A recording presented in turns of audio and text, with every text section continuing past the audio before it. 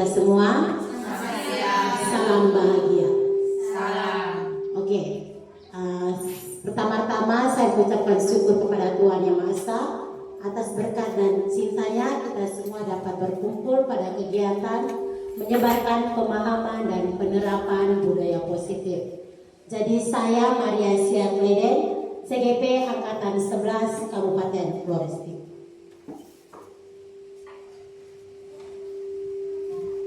Baik Bapak Ibu, konsep pendidikan Ki Hajar Dewantara melibatkan pengakuan akan pentingnya budaya dan lingkungan positif di sekolah yang menempatkan murid sebagai fokus utama.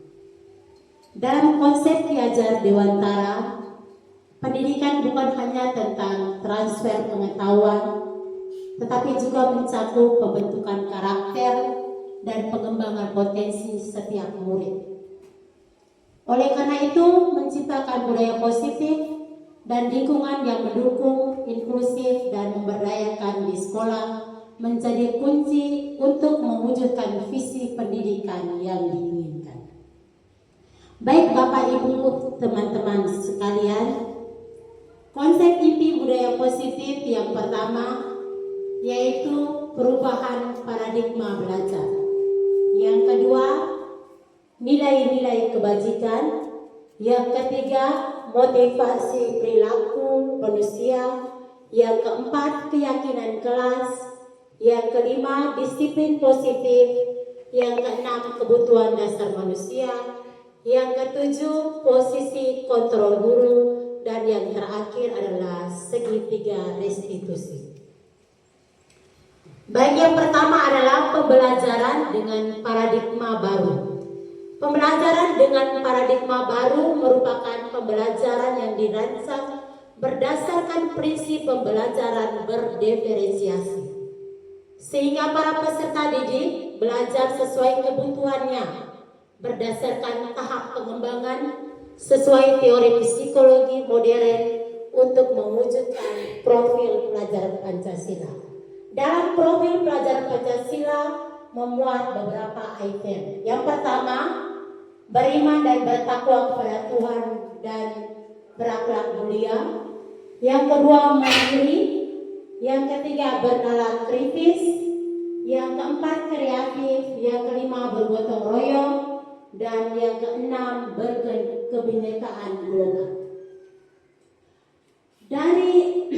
Untuk mengubah paradigma stimulus respon ke pendekatan teori kontrol, maka di sini ada stimulus respon dan teori kontrol. Yang pertama yang perlu diketahui, realitas atau kebutuhan kita. Untuk teori kontrolnya yaitu realitas atau kebutuhan kita berbeda. Nanti saya akan jelaskan realitas atau kebutuhan kita sama dan teori kontrolnya adalah realitas atau kebutuhan kita berbeda.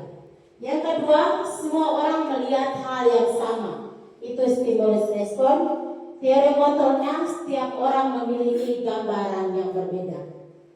Yang ketiga, kita mencoba mengubah orang agar berpandangan sama dengan kita. Teori kontrolnya, kita berusaha memahami pandangan orang lain tentang dunia. Yang keempat, perilaku buruk dilihat sebagai suatu kesalahan. Teori kontrol, semua perilaku memiliki tujuan. Yang berikut, orang lain bisa mengontrol saya, dan teori kontrolnya hanya Anda yang bisa mengontrol diri Anda sendiri. Yang berikut, saya bisa mengontrol orang lain. Teori kontrolnya adalah Anda tidak bisa mengontrol orang lain. Yang berikut, pemaksaan ada pada saat bujukan gagal, dan teori kontrolnya adalah kolaborasi dan konsekuensi menciptakan pilihan-pilihan baru. Dan yang terakhir adalah model berpikir menang atau kalah. Dan teori kontrolnya model berpikir benar. Jadi di sini adalah perbedaan. Jadi ada yang baik, ada yang tidak baik. Jadi antara dua stimulus respon dan teori kontrolnya itu pasti berbeda. Karena masing-masing kita dalam berperilaku buruk dilihat sebagai suatu kesalahan, maka semua perilaku itu itu adalah mempunyai tujuannya. Jadi perilaku baik pasti tujuan baik, perilaku buruk pasti tujuannya tidak baik. Yang berikut tentang disiplin positif. Disiplin berasal dari kata disiplina yang artinya belajar.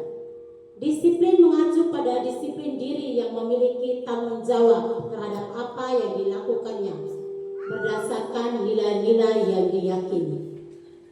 Disiplin positif merupakan salah satu cara penerapan disiplin yang bertujuan untuk menumbuhkan kesadaran serta memberdayakan peserta didik tanpa imbalan, penghargaan, reward atau ancaman atau hukuman.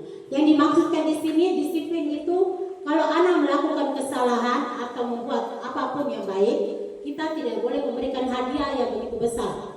Dengan pujian saja itu sudah merupakan penghargaan atau reward yang baik.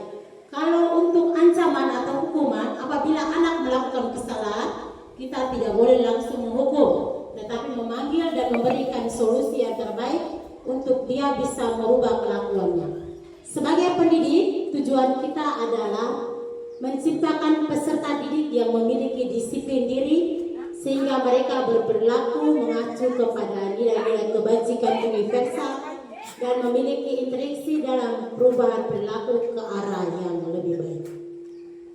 Baik, dari nilai-nilai kebajikan, nilai yang disepakati bersama lepas dari suku bangsa, agama, bahasa maupun latar belakang, yaitu contoh nilai kebajikan institusi atau organisasi. Yang pertama, profil pelajar Pancasila. Yang kita perlu ketahui, beriman dan bertakwa kepada Tuhan Yang Maha Esa dan berakhlak mulia, berkebinekaan global, gotong royong, mandiri, kreatif, dan bernalar kritis. Yang berikut, Ibo Primary Years Program atau PYP, yaitu toleransi, rasa hormat, integritas, mandiri, menghargai, antusias, empati, keingintahuan, percaya diri, dan komitmen. Sedangkan yang ketiga adalah keterampilan hidup atau life skill yang dibutuhkan oleh peserta didik, yaitu dapat dipercaya lurus hati, pendengaran yang aktif, merendahkan orang lain, dan memberikan yang terbaik dari diri. Baik, dari kebajikan-kebajikan itu kita harus mempunyai